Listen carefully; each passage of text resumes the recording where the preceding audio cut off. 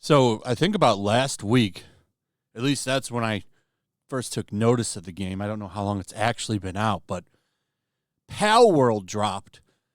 There's early access for the game, and it's popular. A lot of people are playing this. I've been watching Heel versus Babyface play it. I know Asmon Gold has been playing it, so I'm sure a lot of people are playing this game. Big streamers likely playing this game, and it's helping the game take off. And, you know, it's only a $30 game. Looks like a lot of fun. I think if you're an older Pokemon fan, this is probably going to be right up your alley. The problem is that for every console, there's always a very dedicated and passionate group of fans that ride or die with a company, which is just weird to me. It's like, yeah, I love Nintendo too, but that doesn't stop me from enjoying other games. But everybody's a legal expert now, and they're getting mad saying that this game is a copy of Pokemon and it uses AI and all of this stuff, and they're going insane. I'd like to point out that people are pushing this AI thing with no evidence. This is an article from Forbes. Palworld accused of being an AI product with no evidence so far. I don't know where the AI thing is coming from. Apparently, the guy who heads up the game, he's the head of the studio, he's the director. He likes AI and is a big supporter of AI and NFTs. I like AI, but I don't like NFTs. NFTs, I think, are a complete waste of money, but that's just my opinion. So people are mad about AI that they have no evidence of, and that the game copies Pokemon. I got news for you. Everything is a copy of something at this point. There really aren't that many original ideas anymore. Everything's kind of been done. So, yeah, this game definitely takes a lot of inspiration from Pokemon, but there's, listen, if Nintendo could get away with it and get it taken down, I'm sure they would love to. But I'm pretty sure this game falls into a fair use area. It's different enough. So, if you like Pokemon, you'll probably like this. It has guns and all kinds of stuff in it. It's a wild game. Like I said, I've been watching people play it. But here's where things come to a head with this game. And I do believe the developers really are having this happen.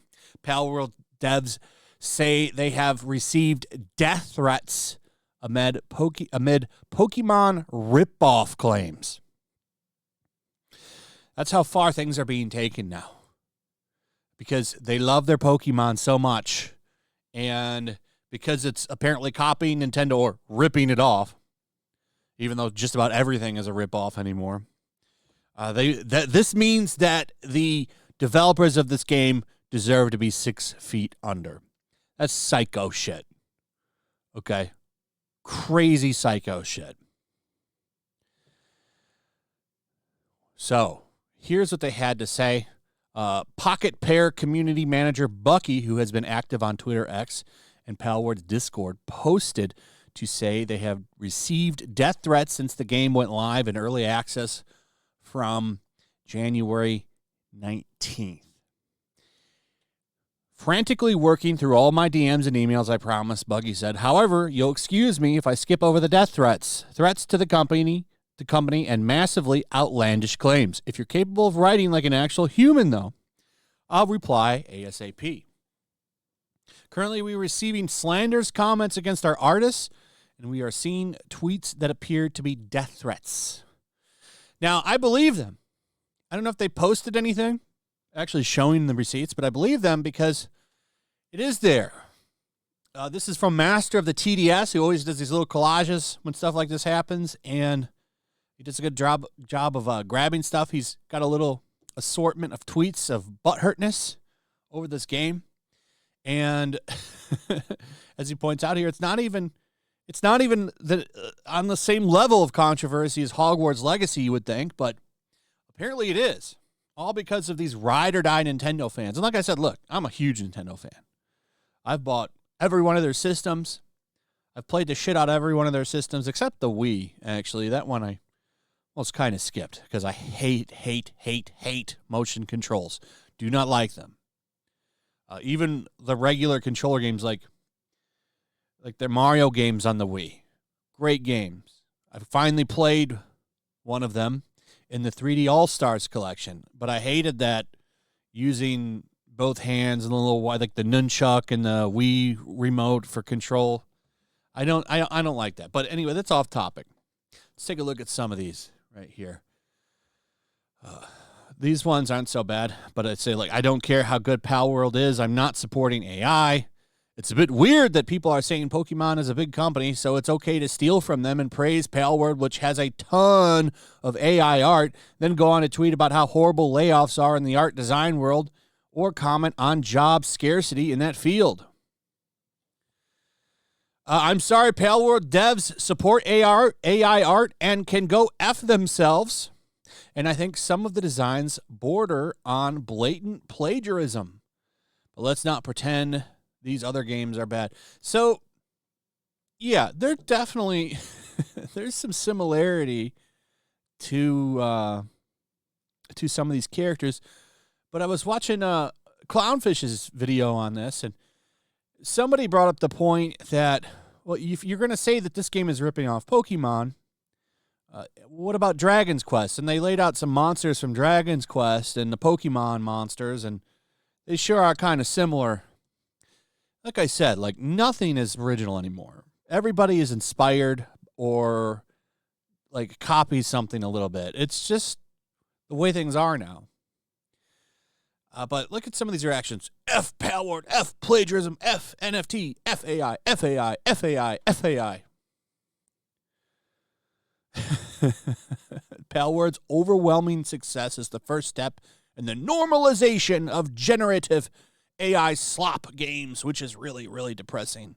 10 years ago, an asset flip game like this would have been relentlessly ridiculed. Lol. Losing respect for anyone I see play that stupid Palworld game. Can't stand AI-generated asset flip trash. How is this not being made fun of? Well, it's being made fun of by a small group of people, a very loud small group of people. However, none of these people seem to have any evidence that this game is using AI. There's no evidence that this game is using AI. And you've even got a Forbes article backing that up. Even if it is using AI, is that a reason to send the developers threats? No. This person says, if you use AI, F you. I missed that bottom part. Probably doesn't like some of my thumbnails then.